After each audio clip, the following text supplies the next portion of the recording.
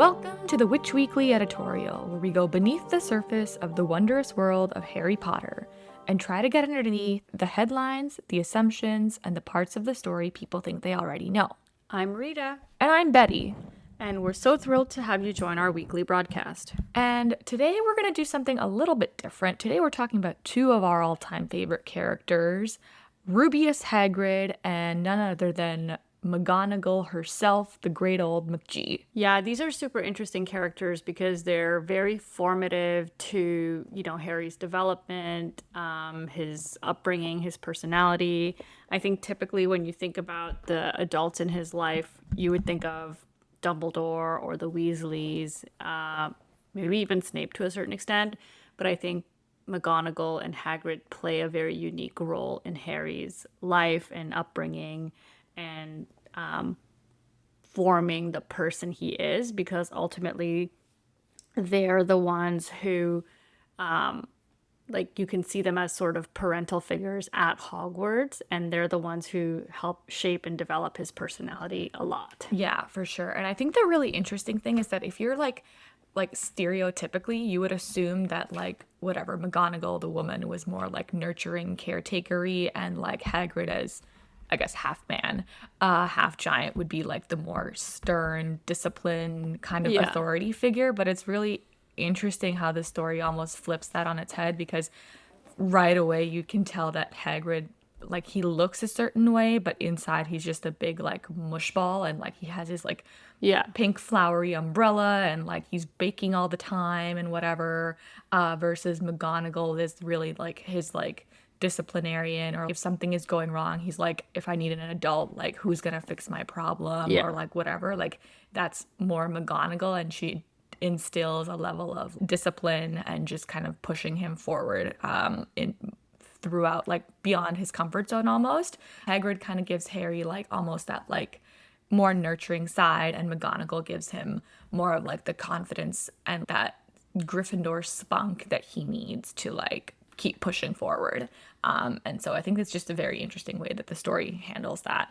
Yeah, I think both of them together is what Harry needs in order to feel like he's got, two parental-esque figures caring for him at Hogwarts and providing that balance as he kind of goes through school and makes his way into what his ultimate destiny is. But I think Hagrid, from the beginning, we see is sort of the first person to really care about Harry, because he's the one who rescues him from the house. Mm-hmm. And obviously his parents and other people would have cared for Harry before he died, but that's not where the story starts. And so where the story starts and how we're introduced to the universe is Hagrid is the first person to take care of him, to rescue him from the rubble, and is the one who eventually will rescue him from the Dursleys, so to speak, right? Brings him the letters and the cake and all of that. So that person, his role is really to be seen as the first quote unquote caretaker of Harry. And it's also really interesting because obviously Hagrid brings him to number 4 Privet Drive, but we were just talking about Dumbledore last week, obviously, but and we were talking about it just at the top of the episode here of you think about Dumbledore as maybe the main caregiver, but in that very first opening scene, you have all 3 of these major adult figures in his life present. You've got Hagrid, who brings him, McGonagall, who's been watching the Dursleys all day, and then Dumbledore, who essentially leaves baby Harry on the porch, right? But you very clearly have immediately this divide of the people who are more the caretakers in Hagrid and McGonagall, who are you should not be leaving him here. These people suck. He's gonna have a very hard 10 years of his life. Anybody would be happy to take him. And imagine how different the story would be if McGonagall had just been no, screw you, Dumbledore, I'm taking this kid. He would have been an animagus at age 5. He would have been put Hermione through her paces. But I just mean that immediately they're no, why are you doing this? And Dumbledore is the one who has to be put that strategist hat on of I care about the kid, but my job is to think about something much bigger. Bigger.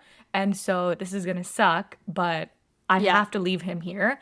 And the other two are like, they're just kind of looking out for Harry the kid as opposed to like the bigger picture. Yeah, like all three of them, and like if you really deep dive, like all three of them take their own sort of roles in that situation as their caregiver, right? Like different aspects of it. Like Hagrid is obviously emotional and sad that he has to leave him behind. Like he's like just emotional about it. He's like, why would we leave him here? To your point. And then McGonagall is like taking the more logical way of like, well, that's crazy. These people suck. Like, why would we want to do that? And then like Dumbledore is the one like thinking more like more about Harry's mission, right? So they're all looking out for Harry, but like different aspects of Harry. Yeah. And you can see like their personalities show and how they respond to having to leave Harry at the Dursleys. Yeah, exactly. And then like when he comes back into the wizarding world, it's really like these two figures that really play such a formative role in his development. More so I would say than Dumbledore, because Dumbledore's like a little bit like 30,000 feet, right? Like the other two are like much closer to the ground. Yeah, but Dumbledore's view is like, it's almost like he has blinders on, and I know his view is I have to protect Harry for the sake of the mission. And like, yeah, okay, later on he says to Harry that like, oh, I didn't tell you because I'd started to like you or whatever, like really care for you, but that's not how it starts out. And like maybe this is a little cynical, but like the reason Dumbledore wants to protect Harry is not for the sake of Harry necessarily, it's for the sake of the mission, because that's at first, but we right. talked about this last week of like he's a baby, like, he doesn't really like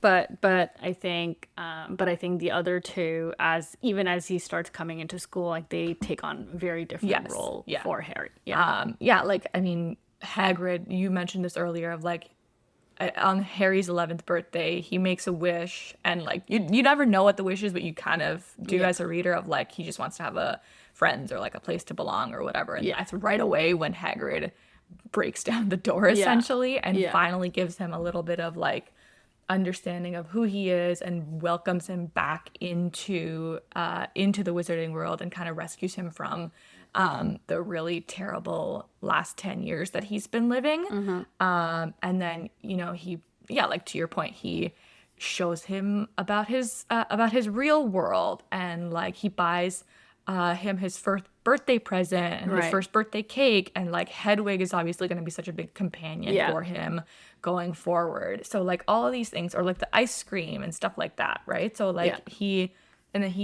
teaches him about who his parents actually were. And I think that's a really, really big thing for Harry. For sure. And then, I think obviously Hagrid's very warm and affectionate and stuff like that, whereas like McGonagall is the exact opposite. I think she's got her good moments though. Yeah. But like it's not the same. She doesn't express affection personality the same way that Hagrid does, right? Yeah. So it's very it's very, very different. So even I think when we get introduced to McGonagall, I think Harry says something like, oh, he could tell this was not a person to be messed with, right? Like, it's very much like she gives off that, like, stern look. Yeah, but like I think straight back ruler. Exactly. So I think it's more what she does for Harry is gives him more structure, gives him some of the other things that I don't think that I don't think he's had that, because he hasn't really had, like, good upbringing or good parents or whatever to teach you that. But then like how she immediately also shows that she likes Harry is because she recognizes he's good at Quidditch. He immediately recommends that he plays Quidditch. Was wood a cane with which he was going to be beaten?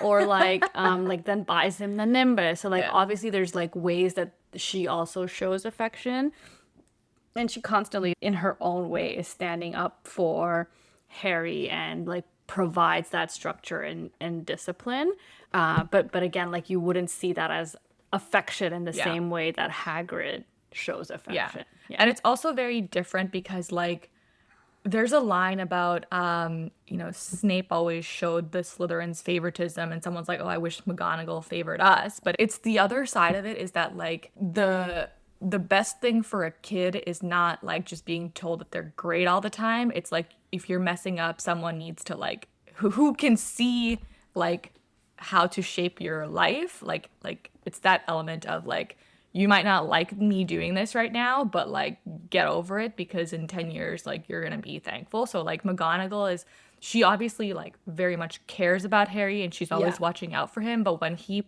puts a toe out of line, she will call him out for it. And I think that keeps Harry grounded in a way that Snape really messes up Draco, because like Draco never has to be never has to be pulled back down to earth, versus like McGonagall's like, you're wandering around at night. I'm like, just because you're in your house doesn't mean I'm not going to dock you points. Or like later on in like the 5th book, right? She's like, so excited that they won the Quidditch match, and then the twins and Harry just absolutely pummel Malfoy. Yeah. Not undeserved. But she calls them out. She calls them out. She's like, I've never been this disappointed in you. Like, don't give me that face. Like, and like obviously Umbridge like just kind of like ruins everything. But like, she's already like working on punishing them, like not showing favoritism. Exactly. Even though they're like the stars of the Quidditch players. Exactly. Yeah, and like I think that's a theme that we see throughout the book, right? Because like Hagrid is like always seen as like very emotional, like always warm and fuzzy. Yeah, warm and fuzzy, like always like super, and like he doesn't talk about his family a lot, but you know that he cares a lot about like what people think and like how much his dad meant to him, like how much even Grop means to him. So it's like very like family oriented or focused. But then like McGonagall is like 180-degree opposite, right? Like she's not like that. She doesn't like get emotional really. Like we only see her kind of really lose her shit once or twice, like especially when Umbridge, but like or like, you know, when something like that happens, or with Quidditch when there's some unfairness. But she's more like the logical aspect, more like duty oriented and focused. And I think like those two things are the values that each of them pass down to Harry, because without either of those, like I don't think Harry can become the person he is, because from Hagrid he learns like a lot of compassion and being able to you know, just recognize the importance of friends and family. Like he obviously gets annoyed with Ron all the time, but like even in the 4th book when they fight there, he's like all of a sudden he recognized that like he didn't actually need Ron's apology or whatever. Like when Ron comes back in the 7th book, like he's obviously like, you know, very welcoming, but like there's something to be said for like their friendship, but also like the empathy or like emotional aspect that Hagrid passes on to Harry. But then like on the other hand with McGonagall, like her instilling like not rule following, because I don't think Harry ever really follows the rules. I don't think McGonagall also really follows the rules. That's true. But more like she is able to instill a sense of duty and being able to think not quickly necessarily, but like more like reason things out and like be able to do that, because without that resilience, I don't think Harry's able to, you know, be successful in his missions either. And then just going back to one point you were saying about like Hagrid teaching them about friendship and like the apologies or whatever, right? Like there's this great moment in the 3rd year, and like I'll come back to the firebolt piece with McGonagall in a little bit, but like there's obviously this big rift between the 3 of them. The boys are mad at Hermione for their own different reasons, and basically Hagrid like pulls them aside and he's like, I would have thought your friendship would have meant more than like broomsticks or rats or whatever. Like she's doing a lot right now. You guys need to stop being such jerks to her. Right. And that's really what like kind of precipitates like the trio getting back together of like like.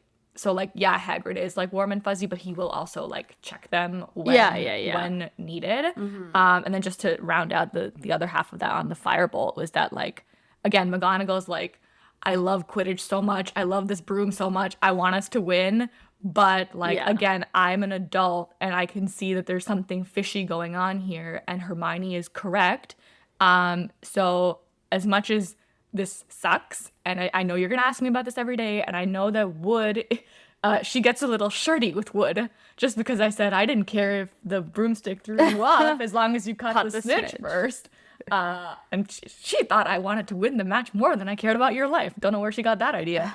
So like even McGonagall, like she's like, listen, I have to like, again, put the sense of duty and like, I have to care about you as a kid more than like how much I value the quote unquote mission of winning in Quidditch, which is like, like whatever the bigger picture, but like, Yeah. and like that I think kind of loosely would map on to like how Dumbledore would view things almost. But like, that's kind of what I mean is that like, there's always this sense of like, putting you as the child and your health and safety above like what I might care about. And then the other thing too is that like the both of them have a really tragic background. For sure. Hagrid's is talked about a lot more explicitly in the books, but like if you've done like, like the crazy deep dives that we have on Pottermore, or I don't know what it's called now anymore. Yeah. But like there was this huge backstory on McGonagall and like all the tragedies in her life and like her past career and her husband and whatever. So like she's also lived through a lot of grief, and I think like that's why she ultimately kind of comes back to Hogwarts to teach, and like that becomes her home. And like just kind of the same way that Hagrid finds, or the same way Hagrid and Harry and a lot of the other professors, I guess, view Hogwarts to be their home. Yeah. So does McGonagall. And like lots of people do, right? And I think that in the 7th book, there's Harry only sees it about him and Voldemort and Snape because he calls them all like the forgotten boys that had found their home at Hogwarts. But I think there's a lot more people that fall into that category. Like the teachers especially. Like I mean, we don't know a lot about the other teachers' backstories, but like Hagrid for sure, McGonagall for sure, even Dumbledore, Snape and then like for Snape for sure too. So it definitely fits for a lot of them.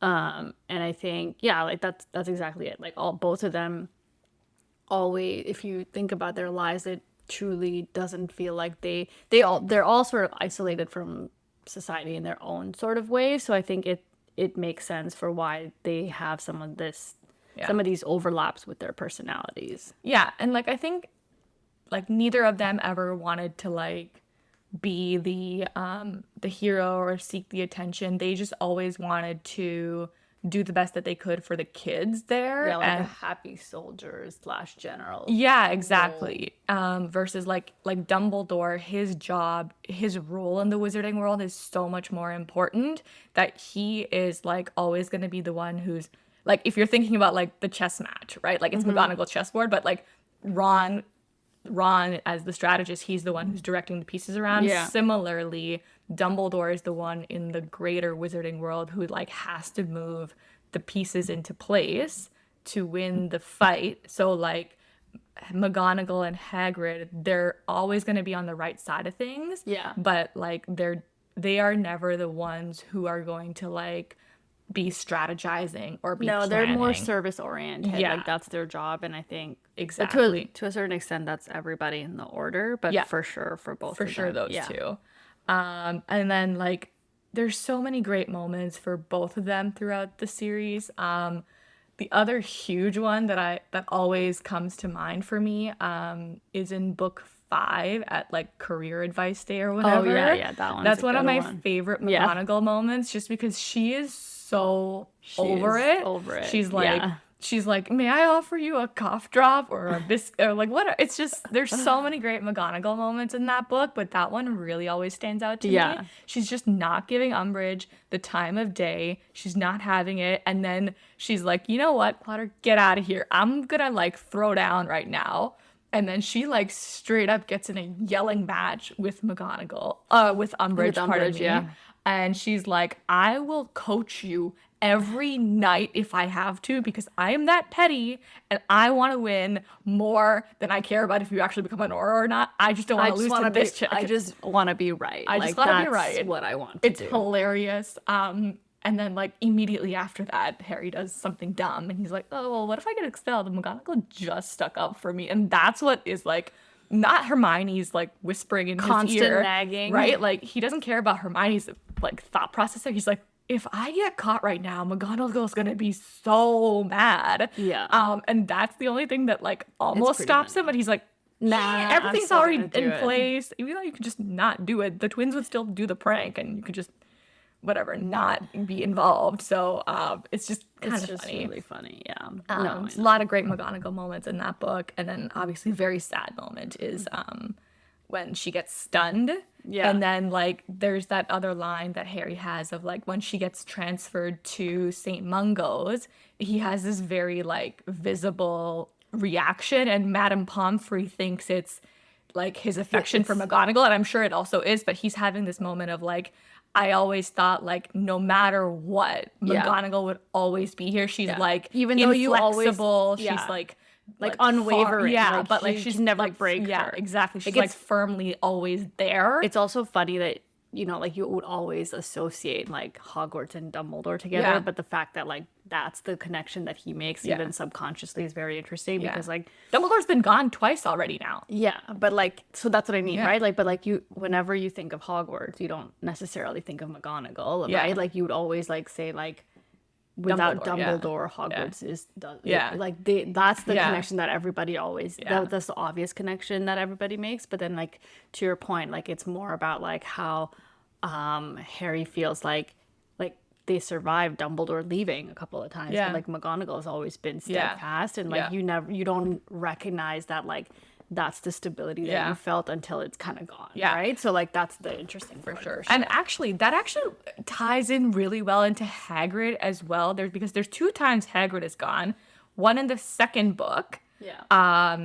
And he also feels that quite strongly. But the bigger one is the start of book 5 when he's like so excited to be back at school and like Hagrid's not there. And he's like, that was one of the things I was like looking forward to the most was like going down to visit Hagrid and like the this way first year's call or whatever. So he's like, he feels those 2 a lot more than he feels the lack of Dumbledore. Yeah, even in the 6th book, like I think Hermione's like, oh, like I don't think we've got him all the time, like talking about Dumbledore because he's been gone so much. And so it's interesting that like it's almost like but like Hogwarts still feels like Hogwarts even if he's not there. Yeah, which is the odd part. Weird because like you would never think of Hogwarts without Dumbledore, right? But then like it's just interesting that like that's how you associate Dumbledore and Hogwarts, but then like you don't actually feel it until the other 2 are gone. You know what's also interesting? Out of 7 books, Dumbledore is missing for a chunk of 4 of them. Book 2, book 5, book 6 you just pointed out, and obviously he's like dead in book 7. 6 is but I just mean like he's like I know I'm not saying he's missing, but like he's not there. Like Hermione notices that he's like clearly not here all the time. Right. So like, but the others are always there, and like obviously we leave Hogwarts as readers at the end of book 6, but who is still there is McGonagall and Hagrid. That's right. So like it's just a very interesting like tie of like you always associate Hogwarts and Dumbledore, but I think there's a real case of like the other 2 are like and like that extends into 19 years later because McGonagall is still headmistress and Hagrid has just invited his kids over for tea. The same way that he invited Harry for tea the first week that Harry was at school. Yeah. He invites his sons.